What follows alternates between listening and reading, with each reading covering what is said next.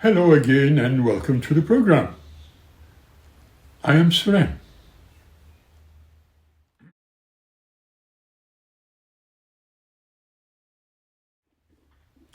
Just imagine now that we all are living in a world where exists no strife, where everybody is able to fulfill their potentials, freeing their minds from negative thoughts and fears. What kind of world we would be living in? That's a good question. Everybody living on the face of the planet Earth has the capability for growth and development in terms of the ability to acquire unique qualities of personality and new skills. My question is, why so many people grow old feeling that they never have fulfilled themselves or explored their abilities? Do you have an answer? I can come up with many questions. In a world where we all are surrounded by many lies, fears, and negative thoughts of the mind.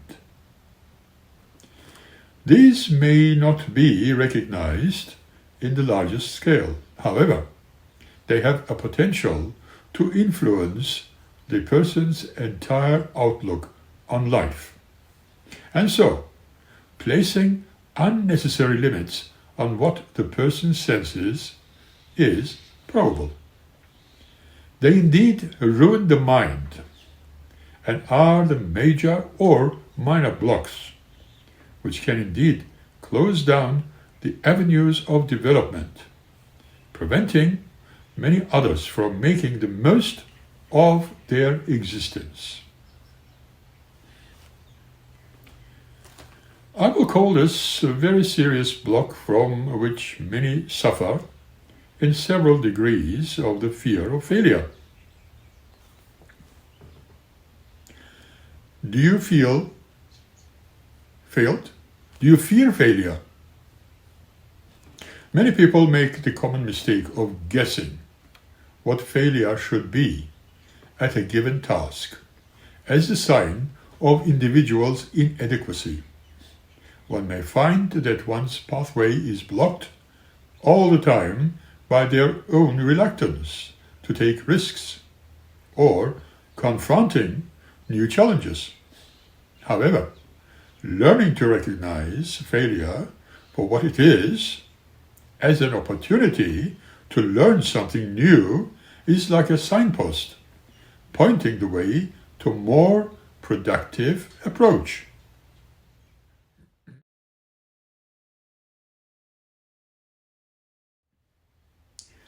We all know that everyone fails sometimes, and the very successful folk are those who learn from their experiences. But some tend to repeat those mistakes time after time. Obvious question is, are you one of them? Let's look at yet another frame of mind, which can stand in the way of self-development, and is typified by a kind of habitual submissiveness, leaving people feel helpless when dealing with others, who are doomed to be more assured, more powerful, and probably dominant. If you are feeling it and having the feelings or thoughts of inadequacy, you may need to establish a more balanced sense of self-worth, learning to recognize instances where you have failed.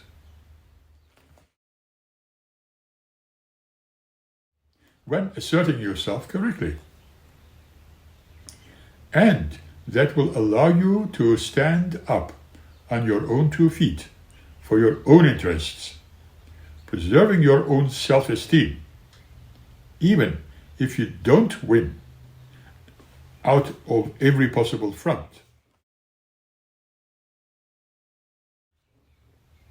At the end, you will know that any kind of mental block is created by the existence of negative thoughts and assumptions.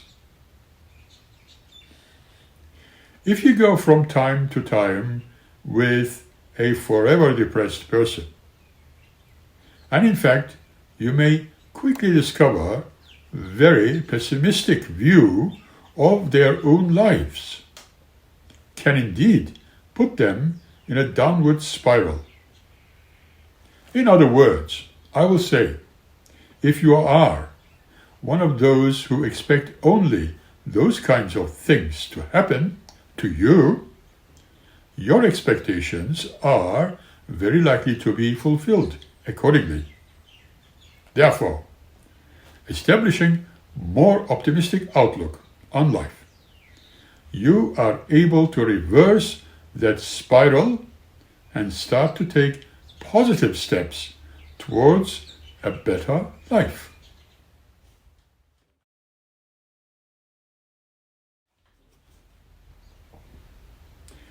If you truly want to have your potentials fulfilled, you need to free your mind from negative thoughts and fears. You need to allow the chance to fail. What kind of an old man are you?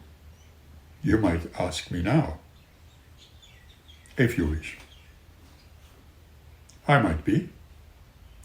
But we all know that not one single individual likes to fail or feeling inadequate and humiliated, carrying that feeling with them most of the time.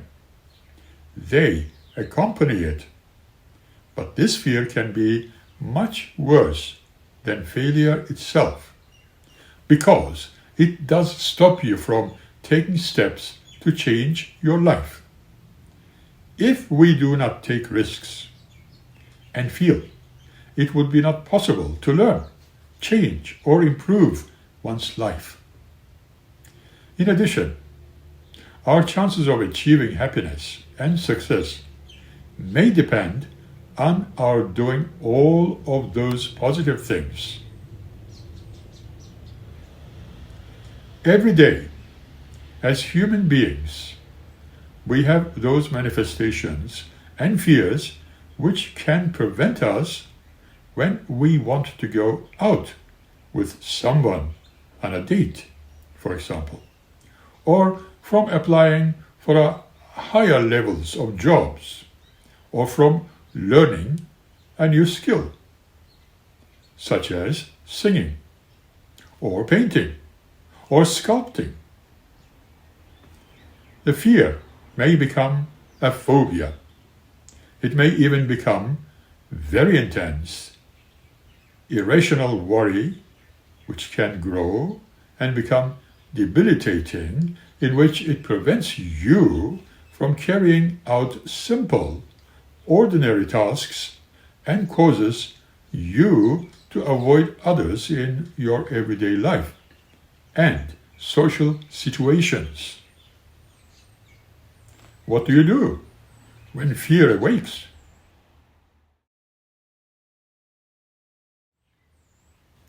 There are 2 types of this which we can consider. One of them can be considered as learning from scratch, and the other, the big event. When we begin to learn to play a piano, or start learning a foreign language, or painting for the first time, we might likely sound very clumsy for a period of time, perhaps feeling that we may have made ourselves a fool.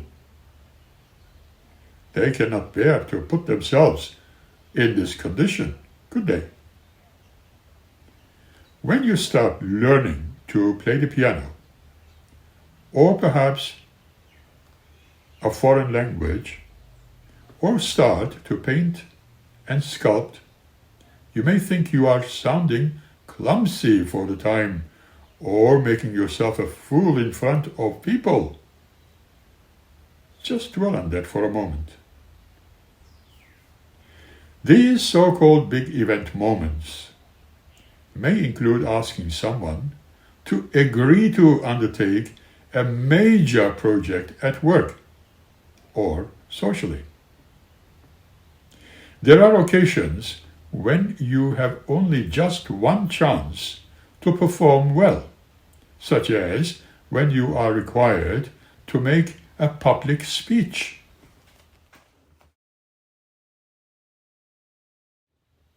By the way, how are you doing when required to make a public speech? Are you faced with this kind of a situation at all? These scenarios may be something in common, in which you are required to place your self-esteem on the line. The fear does not dwell only there and be considered as a failure, but as can be seen in the following sequences, it can lead to admit your shortcomings to yourself. To stop feeling the fear of failure, we all need to be able to face up the possibility, yet you may not excel in every undertaking, or to comprehend that such shortcomings not affect your overall sense of personal, individual self. In fact, I will say that we all have experienced this kind of fear to some degree, but some people seem to be prone to it. Unfortunately, very little research has been done on this issue. However, it is well known that there are individuals who are generally anxious at an increased risk of falling into this trap. These type of people tend to show much lower threshold relating to stress. Several attempts at a particular task are often enough to give such an individual a real phobia of failure. If you are someone who scored high for the traits of emotionality, any questions we might consider may be especially susceptible to an exaggerated fear of failure, which may be quite disastrous at the end. But how can we get out of this? How can we find a way to free ourselves from that? Just think about it. Unfortunate consequence of experiencing a few failures can lead you where you may become very isolated from the people around you. This goes for all of us. In fact, relationships begin with a trying period in which you and the other person work out whether you are likely to get along. But if you are accustomed to expecting only failure in your dealings or undertakings with the world, you are very likely to withdraw from these periods of trial before they can yield fruit. If you are a person who expects only rejection, will inevitably be fulfilled, because your behavior about yourself or the world around you will not allow any other alternative. And your fear of failure will be amplified. There are many examples of that we can think of.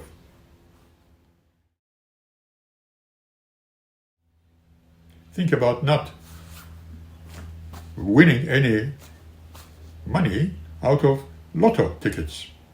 At one stage, in your younger days, probably at a college, that you felt very lonesome because your girlfriend has left you, and you look at other friends of yours who kept theirs, quite happily, looking very relaxed and very attractive to other female friends,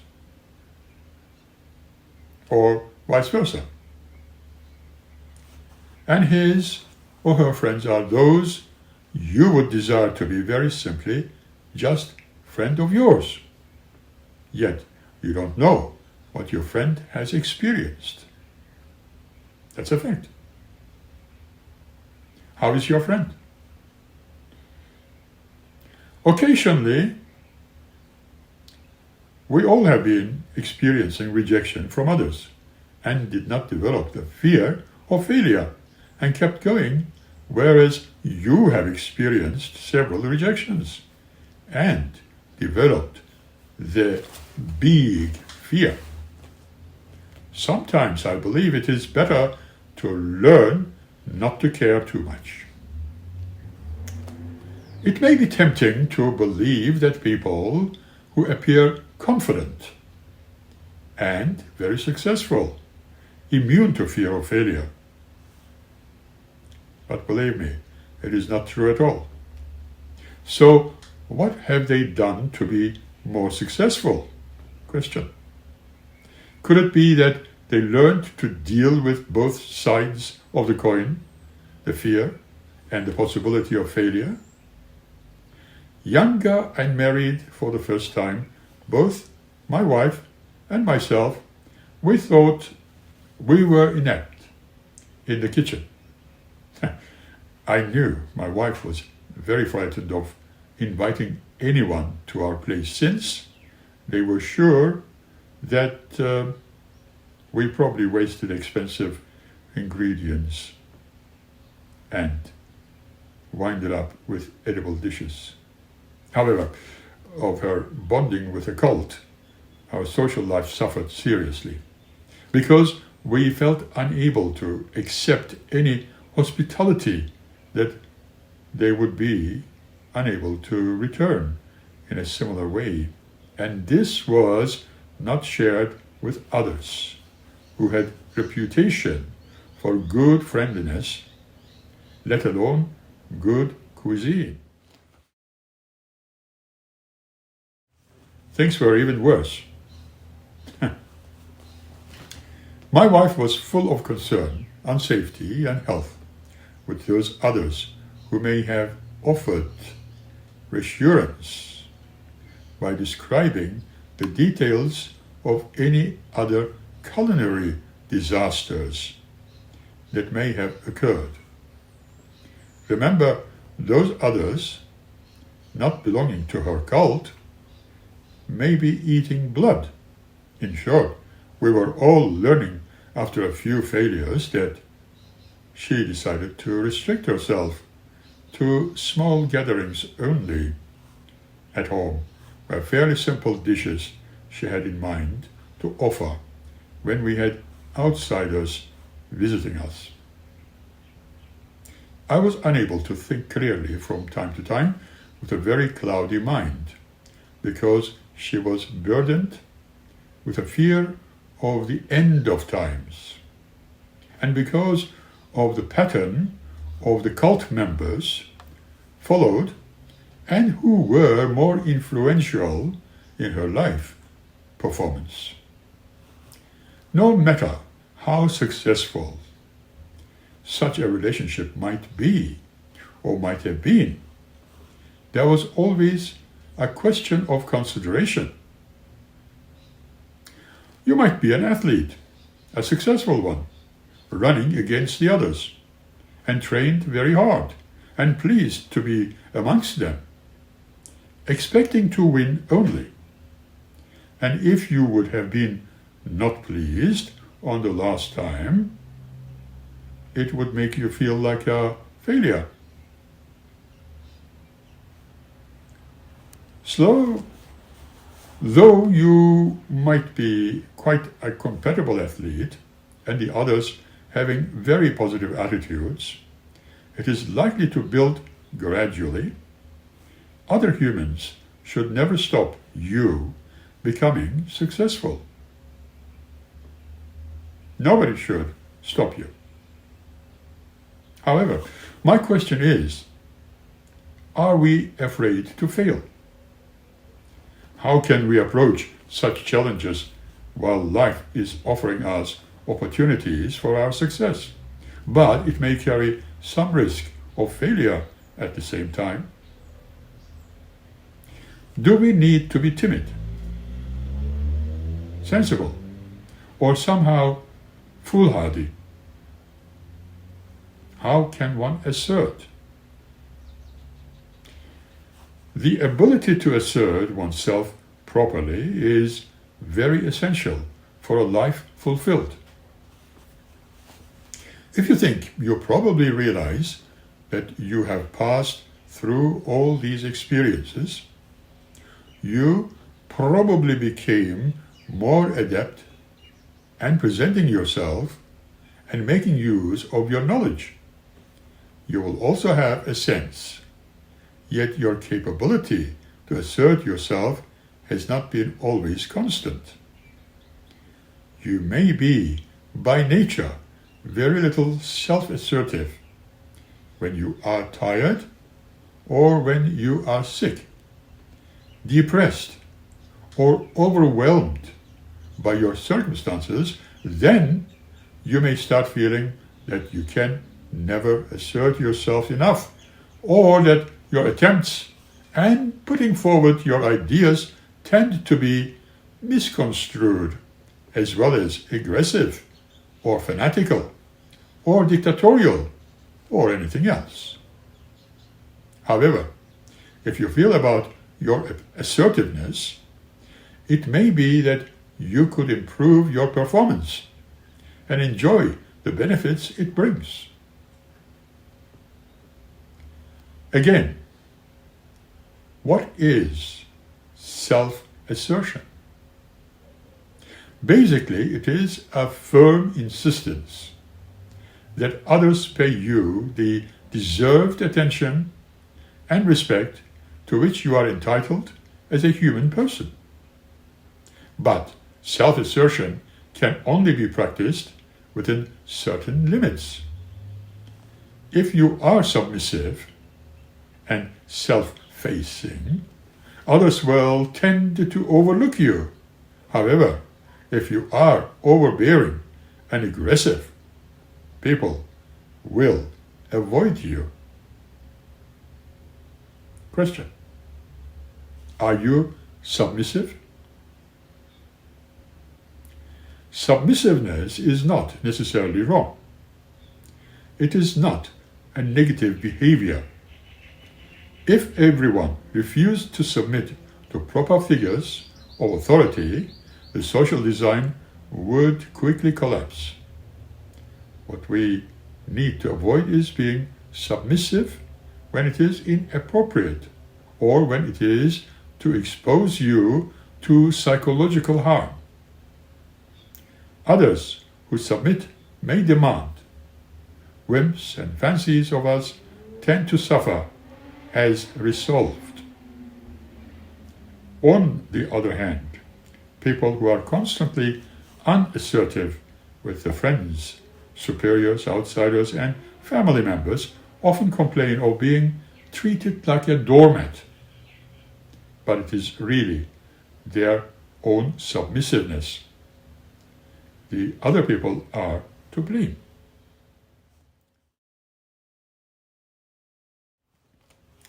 In your childhood days, you might be taught always to think of others before considering your own needs. And when you went to school and started to work in an office, perhaps later, you probably would go out of your way to make yourself useful to others. but this time complaining that you are always the one who is called upon to run the others as well as cleaning up their mess. And if there is a mishap and you are being expected to do all these things and probably complaining that you don't seem to be able to say no, and that means that your parents failed to warn you that people may take advantage of your willingness to be helpful. If you had held your ground in refusing to do more than your fair share, the others would have to do their things would be different.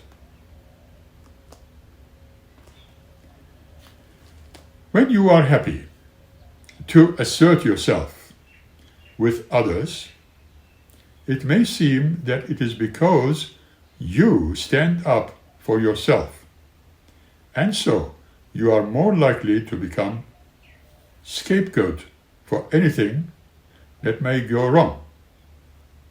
People will take advantage of you, and in certain cases, your complaints may make you a victim of bullying. Believe it or not. No matter how difficult the circumstance is, there is, though, but simple solution to it. You must stand on your 2 feet and on your own ground, resolutely insisting that other people treat you no differently from the way they would want to be treated by themselves. Here is another question. What is the appropriate assertiveness? If you have achieved the right degree of it, and when you are able to stand up for your own rights, making your thoughts and feelings clear to others, in spite of their unwillingness to listen, you must be ready to refuse to do the things that you don't want to do and be able to say no when that needs to express how you feel. Some others adopt any aggressive and bullying men to get the message across. However, you may have more success if you develop more controlled ways of asserting yourself.